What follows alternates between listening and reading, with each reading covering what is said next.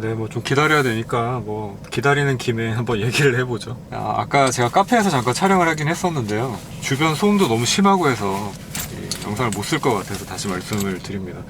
제가 사용하는 이제 액션캠 중에 그 인스타 360이라고 작년쯤에 이제 구매한 액션캠이 있거든요.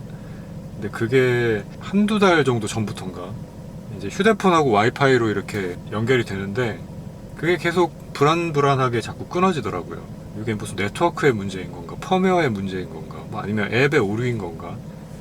이제 그걸 못 찾고 있다가 이게 이제 아예 연결이 안 되면 뭔가 제품의 고장이겠구나 이제 생각을 해볼 수가 있겠는데, 아예 연결이 안 되는 건 아니고 연결이 되긴 되는데 뭔가 다른 동작들을 조금 하고 난 다음에 다시 앱을 딱 열어보면 연결이 끊어져 있어요. 그리고 이제 다시 연결이 안 되는 거예요.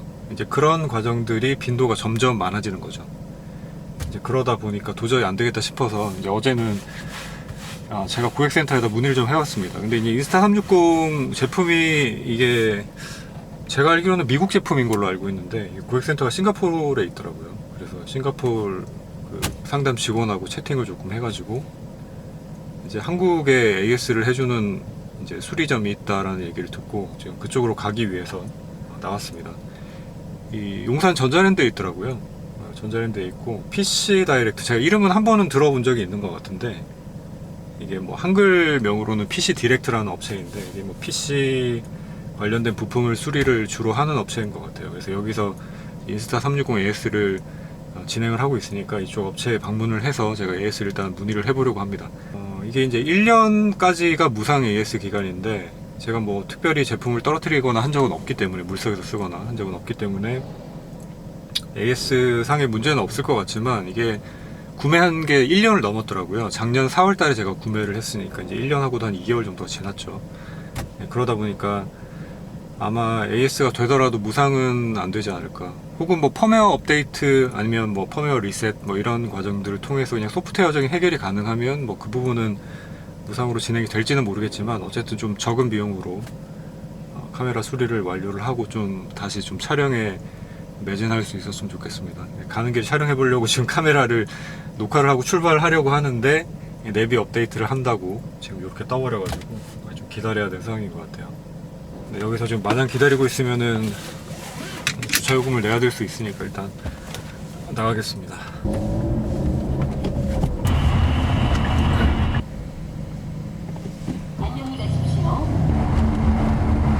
네이버 내비를 좀 띄워놔 봤습니다. 카카오 내비 같은 경우에는 뭔가 좀 허술한 부분이 많아가지고 잘 안 쓰게 되더라고요. 제가 예전에 카카오 내비로 인수되기 전에 이제 김기사라는 내비가 있었거든요. 이거 기억하시는 분들 계실지 모르겠는데 이제 김기사 같은 경우에는 제가 한때 되게 폰 내비로 애용을 하던 앱이었어요. 여러 가지 동시대 사용할 수 있는 이제 내비게이션 앱들 중에서는 그래도 여러모로 좀 편리한 부분들이 많았기 때문에 좀 애용을 하던 편이었는데 이게 이제 언제부터인가 카카오 쪽으로 편입이 되면서 처음에는 다음 내비였던가 아마 그랬었던 걸로 기억을 하는데 아무튼 카카오 내비로 통합이 되면서 뭔가 이게 너무 심하게 너프가 된 거죠. 그래서 그 이후부터는 카카오 내비를 잘 이용을 안 하게 됐습니다. 저희 아버지가 이제 택시 운전을 하고 계시는데요. 아버지 같은 경우에도 카카오 택시를 지금 운행 중이신데 이게 카카오 택시 같은 경우에는 카카오 내비를 꼭 이용을 해야 되는 그런 약간 의무 조건 같은 게 있나 보더라고요. 그래서 그런 부분에서 내비게이션이 되게 길을 이상하게 안내를 한다라고 말씀을 하시면서 좀 불편한 부분들을 좀 말씀을 많이 하시더라고요. 제가 느낀 부분이랑 좀 똑같구나 그런 생각이 들었습니다. 이제 기사분들 같은 경우에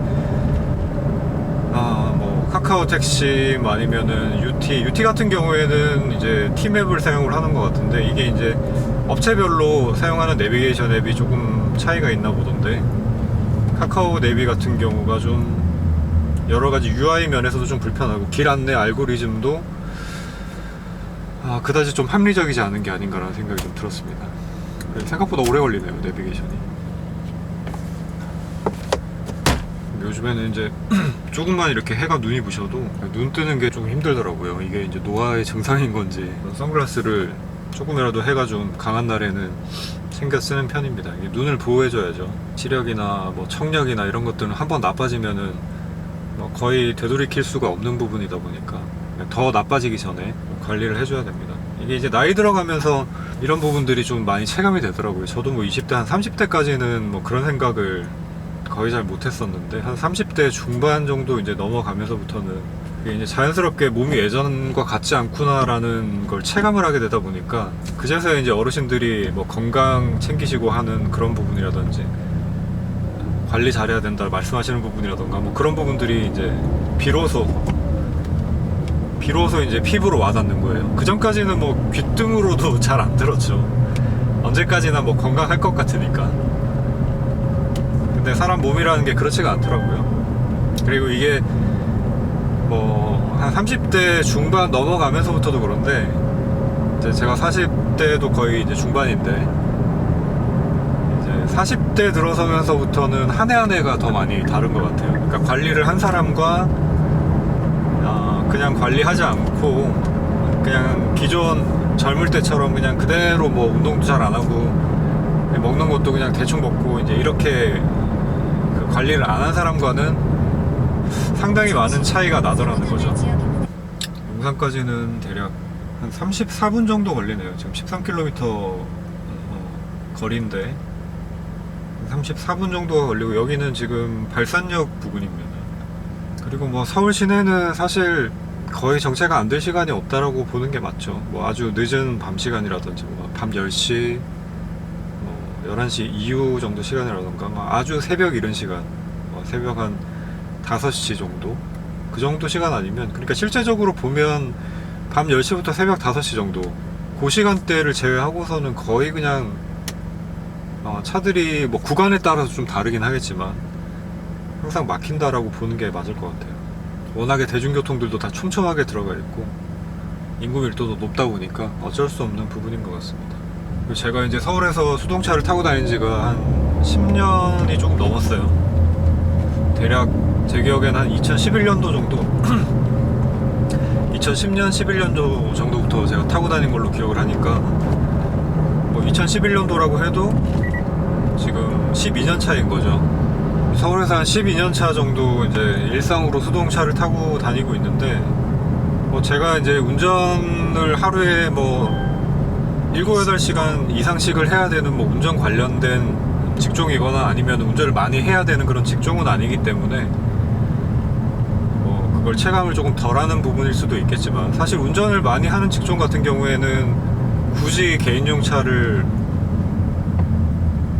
그렇게 쓸 일이 별로 없지 않을까 싶기도 하고요. 뭐 물론 주말 나들이 같은 용도로 쓴다면 모르겠지만 저 같은 경우에는 지금 이 차 한 대, 그러니까 수동차 한 대 가지고 일상주행과 뭐 여행 같은 것들을 다 겸하고 있거든요.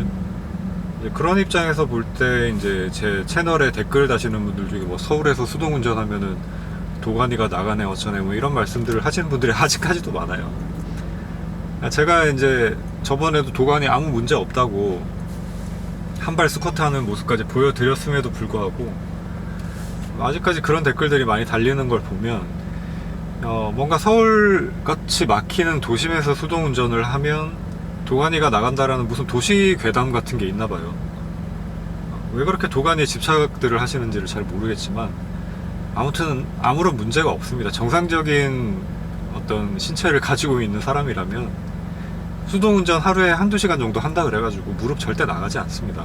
그 무릎 나가네 어쩌네 하시는 분들은 진짜 수동운전을 뭐 직업적으로 오래 하셨는지 뭐 어땠는지는 제가 잘 모르겠지만 저도 뭐 길게 운전을 할 때에는 명절 때도 다 제 차 가지고 대전 왔다 갔다 하니까요. 명절 때 뭐 차 막히면 대전까지만 해도 뭐 6시간, 7시간 이렇게 걸리기도 합니다. 뭐 그런데 왔다 갔다 해도 도가니 아무 문제 없어요. 그렇기 때문에 도가니에 관한 댓글들은 제가 이제 하다 더 이상 답변을 다는 게 아무런 의미가 없다 싶어서 이제 그냥 무대응으로 일관하고 있는데 도심에서 수동운전, 특히 이제 서울 같은 경우에 인구 밀도가 가장 높은 도시잖아요. 뭐 어떤 다른 대도시들보다. 그래서 그런 곳에서 수동운전을 하면서 제가 지금 도가니에 문제 없다라는 걸 이미 몸으로 증명을 하고 있으니까 이런 부분에 대해서는 앞으로도 누군가 댓글을 다신다면 저는 대답을 하지 않겠습니다. 이미 뭐 입증된 부분이고 사람마다의 물론 차이가 있을 수 있겠죠. 뭐 무릎이 선천적으로 좀 약하신 분들이 계실 수도 있으니까 뭐 그런 분들 같은 경우에는 뭐 본인의 체험으로 내가 수동 운전을 좀 했더니 뭐 도가니가 나가는 걸 경험을 했다. 뭐 그렇게 뭐 본인의 체험을 말씀을 하시는 거는 뭐 제가 뭐라 할 부분은 아니긴 하지만 어쨌든 제가 뭐 특별하게 어떤 무릎이 무슨 티타늄이나 뭐 무슨 그런 금속으로 돼 있는 게 아니잖아요. 저도 그냥 보통 사람이다 보니까 그런 보통 사람의 입장에서도 별 무리가 없다. 운전이 직업이 아닌다면은 별 무리가 없다는 그냥 그런 말씀을 드리고 싶어요. 이제 내비 업데이트가 다 된 것 같은데 거의 한 10분 정도가 걸리는 것 같네요. 생각보다 오래 걸리네. 그러니까 이게 이제 내비가 시동이 꺼져 있는 경우에도 지금처럼 이제 무선으로 업데이트가 되더라고요. 지금 뭐 업데이트 된 내용이 뭔가를 지금 보고 있는데 뭐 자연의 소리 뭐 이런 게 새로 추가되었다고 하고요. 뭐 이건 써본 적이 없어가지고 잘 모르겠고, 운전 중에 스마트폰을 차에 연결해 음악을 듣고 싶을 경우 이제 스마트폰에서 그냥 음악 재생만 해주세요. 이거 원래 됐었던 기능 아닙니까? 블루투스나 요즘에는 제가 이제 유선으로 카플레이를 사용을 하고 있는데 뭐 한국관광공사에서 인증하는 경치 좋은 길 뭐 이런 걸 지도화면에서 확인할 수 있다 뭐 이런 내용이 있고요. 그 다음에는 뭐 특별한 건 없는 것 같습니다. 네, 시작합니다. 다음 안내까지 계속 직진입니다. 제가 이제 좋아하는 익스트림이라는 밴드가 있는데 이번에 새 앨범이 이제 공개가 됐거든요. 6라는 앨범인데 이제 4집까지 발매가 되고 그 4집이 Waiting for Punchline이라는 앨범이 있는데 그 4집까지가 이제 발매가 된 다음에 해체를 했죠. 공식적으로는 이제 해체를 하고 그 기타리스트인 누노 베텐커트가 이제 혼자 솔로 활동 뭐 또 다른 프로젝트 활동 뭐 이런 것들을 계속 이제 이어오고 있었는데 2010년 년도 정도였던 것 같아요. 지금 그 앨범이 나온 게 한 8년 전이니까 다시 이제 재결성을 해가지고 그 드러머만 다른 멤버로 이제 바뀌었었습니다. 드러머 같은 경우에 이름이 되게 성이 특이한 성이던데 케빈 피규어라던가 하여튼 뭐 그런 좀 특이한 성을 가진 드러머가 있어요. 그 케빈 같은 경우에는 이제 누노가 가장 마지막까지 했었던 이제 솔로 프로젝트이자 솔로 밴드에서 드럼을 치던 드러머였었고요.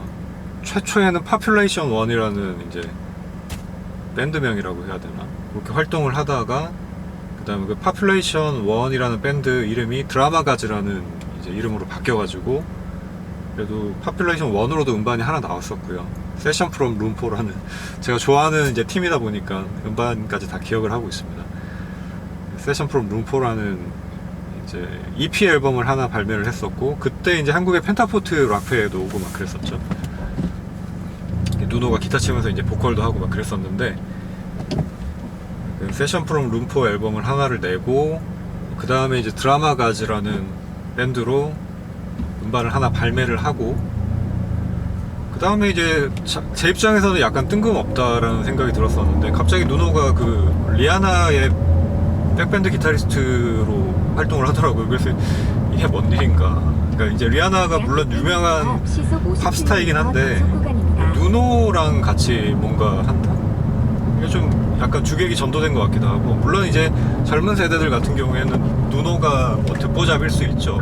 근데 적어도 저처럼 뭐 90년대 락을 좋아하던 80년대 90년대 락을 좋아하던 락 매니아 입장에서는 뭐 익스트림 같은 밴드는 초대형까지는 아니라고 하더라도 꽤 대형 밴드거든요. 누노 같은 경우에는 뭐 기타리스트 중에서는 기타 레전드라는 반열에 올려놔도 전혀 무리가 없을 정도의 그런 기타리스트인데 그런 플레이어가 갑자기 리아나라는 어떤 팝 가수의 백밴드에서 세션 기타를 치고 있다. 이거 조금 이상하다라는 생각이 들기도 했었고 좀 마음에 안 든다라는 생각을 저는 했었습니다. 근데 이제 그 생각은 저만 한 건 아닌가 봐요. 익스트림의 팬이자 누노의 팬들도 별로 탐탁치 않게 생각을 했었던 것 같고, 또 이제 리아나가 좀 악동 이미지가 좀 있잖아요. 트러블 메이커 같은 이미지가 좀 있잖아요.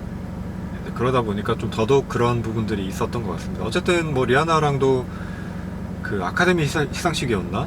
그래미였나? 뭐 거기서도 같이 공연을 하고 하긴 했어요. 지금도 뭐 투어가 있으면 같이 할지는 모르겠는데, 아무튼 뭐 그러고 있던 와중에 이제 재결성해서 냈었던 앨범 제목이 So Day'd Rock이던가? 락에 대한 향수라는 그 앨범이 있었거든요. 근데 그 앨범은 솔직히 조금 기대에 못 미치는 앨범이었습니다. 그러니까 음악 자체가 나쁜 건 아닌데, 기존의 익스트림을 기대를 하던, 재결성을 했으니까 당연히 팬들은 그걸 기대를 하겠죠.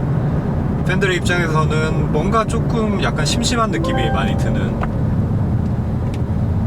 그런 앨범이었고, 그것 때문인지 뭐 포르노그래피티라고 이제 익스트림을 큰 빅밴드로 만들어준 그 앨범이 있어요. 2집 앨범인데, 그 2집 앨범 25주년 투어가 이제 DVD로도 발매가 되고 했었거든요. 근데 이제 그 앨범이 나오고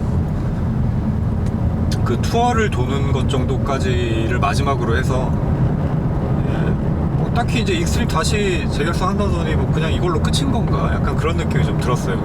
물론 이제 누노는 새 앨범 낼 거다,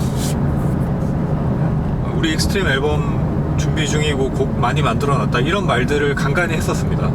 간간히 했었는데, 그게 이제 막 차일피일 막 계속 미뤄지니까, 이게 이제 팬들 입장에서도 뭐 기다리는 게 뭐 한두 달, 최장 한 1년 정도는 기다릴지 모르겠는데, 아까도 말씀드렸다시피 거의 이제 지금 앨범이 8년 만에 나온 거란 말이에요. 그러니까 이제 완전히 팬들도 지쳐서 나가 떨어진 거죠.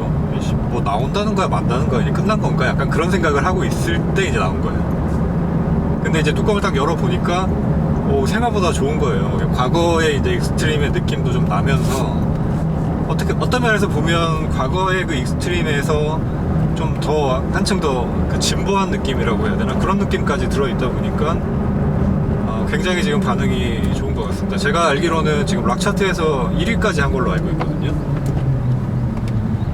그래서 팬 입장에서 지금 무척 기분이 좋고, 또 이제 어떤 유튜브 같은 매체 혹은 뭐 인스타그램이나 이런 매체들을 통해서 그 1번 트랙인 라이즈라는 곡이 있는데, 라이즈의 기타 솔로가 되게 진짜 멋있는데, 특히 이제 유튜브에서 좀 그 부분에 이슈가 많이 됐던 것 같은데, 그 라이즈 기타 솔로를 이제 분석하거나 아니면 리액션하는 영상들이 좀 많이 올라오면서, 뭐 원래부터도 누노는 기타 레전드긴 했지만 누노의 이제 기타 레전드로서의 면모가 한층 더 이제 좀 부각이 되면서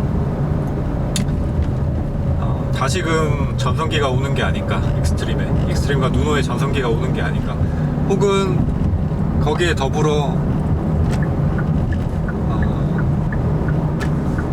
어떤 90년대 뭐 우리가 소위 얘기하는 헤어메탈 혹은 뭐 글램 메탈이라고도 얘기를 하고요, 글램 럭이라고도 얘기를 하죠. 그런 이제 멋있는, 그러니까 제 기준에서는 멋있는, 젊은 세대에서는 이게 멋있다라고 느껴지지 않을 수도 있겠지만, 좀 약 600m 앞 시속 외모도 멋지고 무대 퍼포먼스도 화려하고 연주력이나 노래도 다 당연히 잘하고 곡들도 좋고, 뭐 이런 밴드들의 어떤 전성기가 다시 한번 오는 그런 시대가 되지 않을까. 유행은 돌고 도니까요. 그래서 그런 부분에서 내심 좀 기대가 되는 나날들을 보내고 있습니다. 잘 됐으면 좋겠어요. 지금 너무 그동안 오랫동안 락신이 빙하기를 좀 겪고 있었던 게 아닌가라는 생각이 좀 많이 들거든요. 이쪽이 아닌데 길을 잘못 들었네요. 경인고속 가는 길로 들었는데 300m 앞 여의하류 IC에서 우천해야 되나? 잠시 후 왼쪽 방향입니다. 네, 아무튼 뭐 좋아하는 지금 밴드 얘기하다 보니까 좀 흥분해가지고 제가 지금 이렇게 또 길을 다른 곳으로 돌아왔네요. 원래라면 아까 양화대교 쪽으로 빠졌었어야 됐는데, 뭐 어쨌든 지금 이렇게 가도 양화대교는 나오니까. 예, 뭐 전에 이렇게 길을 좀 잘못 든다 하더라도 이거 뭐 크게 속상해하는 편은 아닙니다. 막 무리하게 끼어들거나 그렇게 하지도 않고요.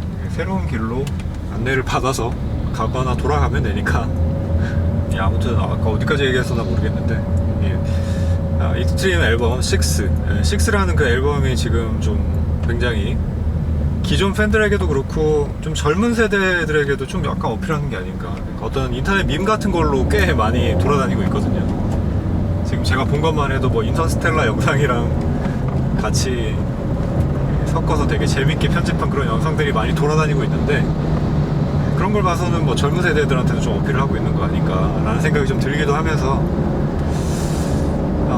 다시금 그들을 비롯해서 이제 저의 영웅이었었던 90년대 혹은 조금 더 가서 80년대 락스타들이 좀 주목을 받는 그런 시대가 다시 돌아왔으면 좋겠습니다. 약 300m 앞 양화대교 분당에서 성산대교, 마포대교 방면 오른쪽 도시 고속도로로 진입하세요. 분홍색 차로로 주행하세요.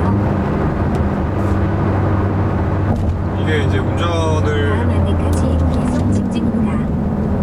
한 지가 이제 얼마 안 되는 그런 상황에서 이런 데가 되게 헷갈리거든요. 이게 뭐 첫 번째 출입구로 나가세요, 뭐 두 번째 출입구로 나가세요. 이거 고속도로도 마찬가지고 지금 뭐 강변북로 방면으로 나가세요, 뭐 강변북로 마포대교 방면으로 나가세요, 뭐 이런 것들 지금 택시도 헷갈려가지고 저렇게 가잖아요. 이게 이제 좀 많이 헷갈리는 부분이었었는데 요즘에는 웬만한데 이렇게 이제 바닥에다가 다 이렇게 유도선이라고 하나요? 뭐 초록색, 분홍색 뭐 이런 식으로 유도선을 다 그려놓다 보니까 이 헷갈리는 게 굉장히 줄어들었어요. 사실 이정표만 보면서 가기에는 조금 헷갈리는 부분들이 생길 수 있거든요. 근데 이제 어떤 분 아이디어였는지 모르겠지만 굉장히 좋은 아이디어를 내신 것 같습니다. 바닥에는 유도선을 그려줌으로 인해서 좀 더 이제 합류를 하게 되거나 아니면 나가게 되는 그 차선에 대해서 미리 좀 준비를 할 수가 있고, 그 부분에 이제 안전 측면에도 많이 도움이 될 것이고, 또 이제 갑자기 끼어드는 차들을 조금 예방을 할 수 있는 측면이 있지 않을까 싶거든요. 이제 그런 걸 예방을 하게 되면은 교통 정체도 조금 덜해질 수는 있는 거겠죠. 오랜만에 지금 올림픽대로를 타보고 있네요. 사실 이쪽으로 잘 올 일이 없어요. 저 같은 경우에는 올림픽대로 탈 일이 이제 뭐 강 건너갈 일 아니면은 사실은 잘 없는데, 특히 이제 지금 뭐 이쪽 방면으로 가는 거는 뭐 여의도 쪽으로 빠지는 길이고 한데, 집에서 이제 여의도 쪽까지 가는 거는 그 신월 지하차로 유료 도로죠. 이제 그게 개통이 된 이후로는 또 그쪽을 많이 이용을 하고 있기 때문에 이 올림픽대로를 탈 일이 그닥 많지가 않습니다. 이제 뭐 강남 쪽 건너갈 일이 있으면 이제 이쪽 타고 가긴 하는데, 그거는 그렇고 차는 뭐 여전히 많이 막히네요.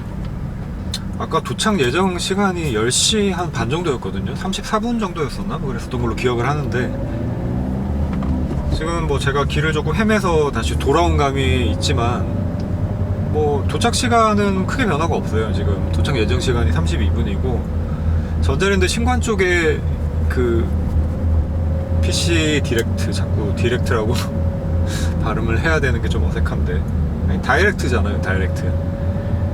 근데 왜 한글 명을 디렉트로 했는지 모르겠지만 아무튼 그 PC 디렉트가 이제 5층에 위치를 하고 있는데, 신관 주차장에다가 주차를 하고 가도 될 것 같은데, 제 기억에는 그 주차장이 좀 되게 협소했었던 걸로 기억을 하거든요.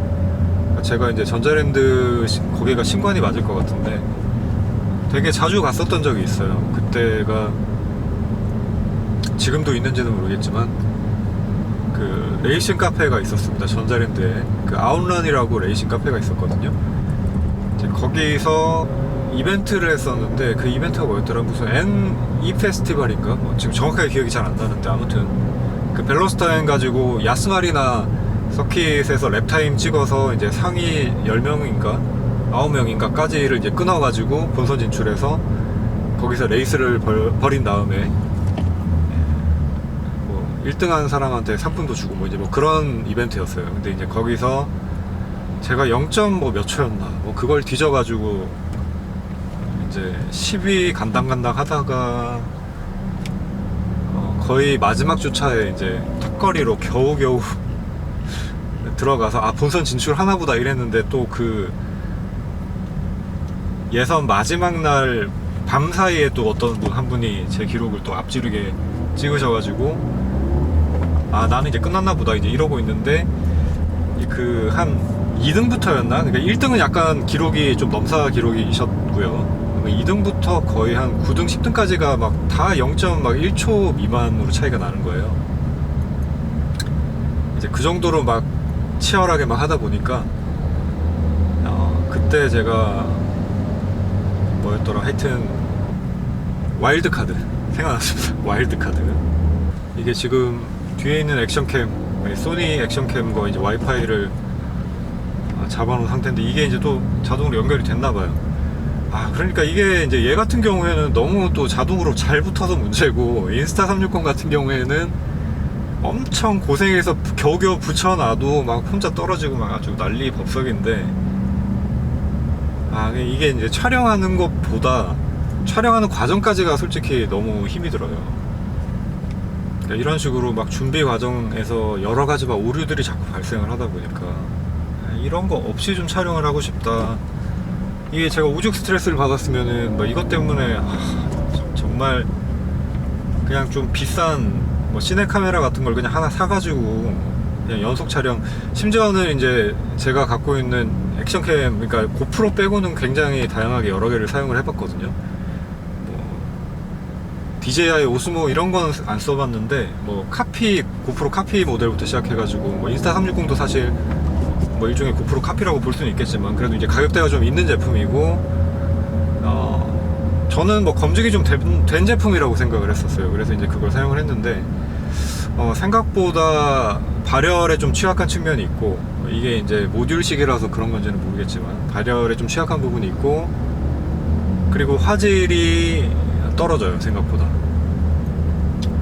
솔직히 이제 소니 이 액션캠 X3000 모델 같은 경우에 발매된 지가 꽤 오래됐거든요. 근데 H264, H265 그런 코덱으로 이제 보통은 H264 코덱이겠죠. H264 코덱으로 이제 MP4 포맷으로 이제 녹화가 될 텐데, 이게 소니 같은 경우에는 이걸 이제 다른 코덱을 사용을 합니다. 이게 이제 정확하게 뭔지는 제가 잘 모르겠는데, 이제 전문가가 아니니까요. 근데 아무튼 동영상을 끊김없이 촬영을 할 수가 있어요. 그러니까 메모리 용량만 된다면, 또 발열만 제어가 된다면 뭐 거의 한 1시간 이상 영상도 촬영을 할 수가 있거든요. 근데 제가 써본 액션캠 중에서 30분 이상 촬영되는 액션캠이 없어요. 저는 이제 인스타 360은 될 줄 알았거든요. 그게 제품 스펙란에서는 뭐 그런 부분이 안 나와 있으니까, 연속 촬영이 그냥 배터리 타임으로만 돼 있으니까 뭐 1시간까지 된다 뭐 이렇게 돼 있길래 될 줄 알았는데, 그게 아니라 촬영을 하고 있으면은 30분 텀으로 끊기는 거예요. 근데 이제 끊긴다고 하더라도 영상 파일이 바로 녹화가 그 다음 파일로 딱 연결이 돼버리면, 텀이 없으면 그 싱크를 맞추는 게 크게 어려움은 없는데, 이게 딱 끊어지고 나서 한 1초 정도 간의 텀이 발생을 한 다음에 다시 녹화가 진행이 되거든요. 이제 그러다 보니까 그 이후에 이제 싱크 맞추는 게 또 골치가 아파지는 거죠. 뭔가 싱크 맞추기 위한 편집점도 잡아야 되는 거고, 그러니까 촬영하다가 이제 중간에 이 녹화가 멈춘 소리가 나거든요. 나면은 또 이것도 녹화가 또 중간에 멈췄나 보네. 그러고 다시 녹화가 시작되는 소리가 나면 싱크 맞추려고 또 박수치고 있고. 근데 제가 이제 외부의 마이크를 트렁크 쪽에다가 배기음 녹음하려고 설치를 해 놓은 것도 있는데, 그 외부에다가 싱크를 맞출 수는 없는 거 아니에요. 그러니까 이게 이제 좀 아주 골치가 아파지는 부분 중에 또 하나입니다. 이것 때문에라도 소니가 지금 출시된 지가 거의 10년이 제가 기억을 하기로는 다 돼가는 걸로 기억을 하는데, 넘었나? 하여튼 그 정도로 기억을 하는데, 이게 아직 소니만한 게 없나? 액션캠을 소니를 사야 되나, 또 그런 생각이 드는 거죠. 근데 또 그렇게 되면은 괜한 또 중복 투자를 하는 것 같고, 제가 이제 좀 좋은 렌즈 교환식 카메라는 사고 싶다는 생각을 했었어요. 그러니까 영상 촬영뿐만이 아니라 뭐 여행을 가거나 할 때에도 이제 조금 더 좋은 화질, 액션캠 같은 작은 센서에서 받아들일 수 있는 그런 영상의 퀄리티를 좀 뛰어넘는 뭐 크롭 센서라던가 풀프레임 센서가 달려있는 그런 렌즈 교환식 카메라를 좀 써서 사진도 좀 찍어보고 하고 싶다, 이제 그런 생각을 하고 있었는데, 차라리 그냥 돈을 좀 더 투자를 하더라도 그냥 그쪽 카메라를 사버릴까? 그걸 그냥 메인으로 놓고 쓸까? 라는 생각까지 이제 들게 되더라고요. 근데 얘네가 이제 또 뭐 아시는 분들은, 카메라에 관심 있으신 분들은 다 아시겠지만 가격이 장난이 아니잖아요. 이게 풀프레임 바디 같은 경우에는 바디 가격만 최소한 한 200만원대 후반대란 말이에요. 근데 바디만 가격이 그 정도고, 이게 또 렌즈를 사기 시작을 하면은 풀프레임 렌즈 가격이 또 만만치 않잖아요. 그래서 이거 무슨 카메라에다가 내가 400만원 500만원 이상을 투자를 해야 되나 막 약간 그런 생각도 들고, 하여튼 좀 생각이 복잡한 요즘입니다. 좀 아무 문제 없이 좀 촬영을 하고 싶어요. 도시 고속도로 출구입니다. 특히 싱크 맞추는 거에 대한 좀 스트레스 없이 좀 촬영을 하고 싶어요. 이럴 거였으면은 아유 내가 진짜 애초에 그냥 카메라를 다 소니 걸로 그냥 사버릴 걸, 차라리 막 그런 생각도 든다니까요.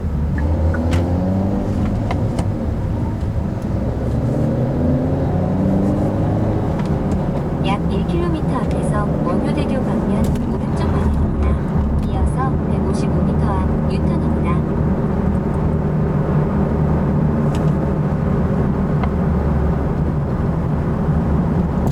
그래도 뭐 좀 막히긴 했지만 뭐 이 정도면은 상당히 준수한 수준인 것 같습니다. 예전에 이제 와이프 회사가 뭐 종로 쪽에 있을 때도 있었고, 그 마포 홍대 부근에 있을 때도 있었고 좀 그랬었거든요. 그때는 이제 서울 중심지로 뭐 마포라던가 이제 종로 쪽이면은, 특히 종로 같은 경우에는 서울 거의 중심지잖아요. 종로 쪽에 있을 때는 광화문 쪽 부근이랑 이쪽을 좀 자주 왔다 갔다 하는 편이었는데, 서울 중심지는 정말 출퇴근 시간에 완전 헬이죠. 네, 뭐 아시는 분들은, 서울 사시는 분들은 아마 다 공감하실 거예요. 자차 운전하시는 분들은. 그래서 그런 곳에서 이제 직장 생활을 좀 하다가, 지금은 다행히 이제 마곡 쪽으로, 서울 외곽 쪽으로 좀 이제 옮겨오다 보니까 제가 출퇴근 시간 때 이렇게 제 차로 이제 출퇴근을 시켜주고 있는데, 한층 좀 수월한 느낌은 있습니다. 제가 만약에 서울 중심지로 와이프를 출퇴근 시켜준다, 그거라면은 이거는 좀 정말 그러니까 제가 힘들고 안 힘들고도 있지만 그것만큼이나 이제 이게 차로 가는 게 굉장히 좀 비효율적이거든요. 차가 엄청 많이 막히다 보니까 차라리 그냥 대중교통을 타고 가는 게 낫지. 앞에서 원효대교 일로 들어가라는 거겠죠.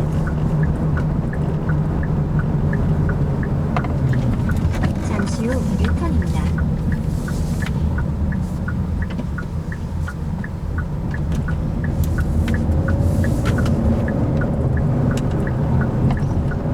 여기도 나름 난코스네. 여기 또 바로 유턴을 해야 되네.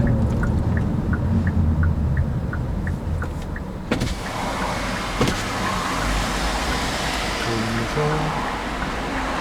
200분이다.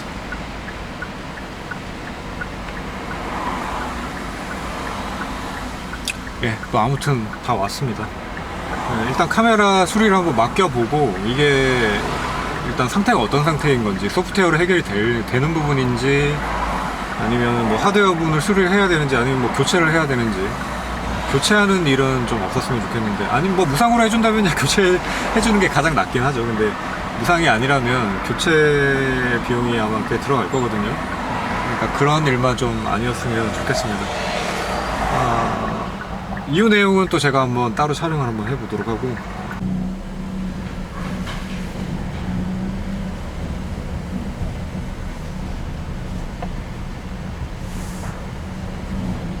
지금 올라가는 느낌. 이번에는 지하 주차장으로 한번 들어가 봐야겠습니다. 아까 지상 갔을 때는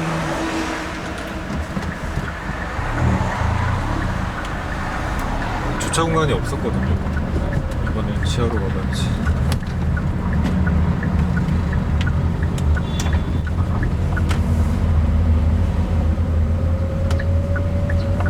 목적지에 도착했습니다.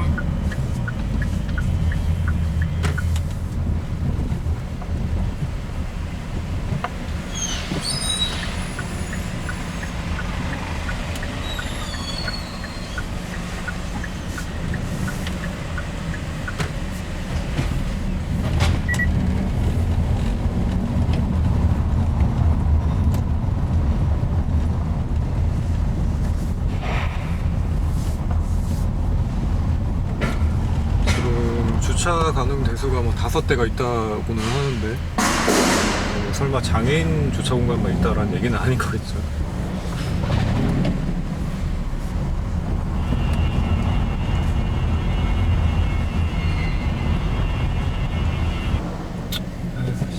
저쪽에 가야겠다.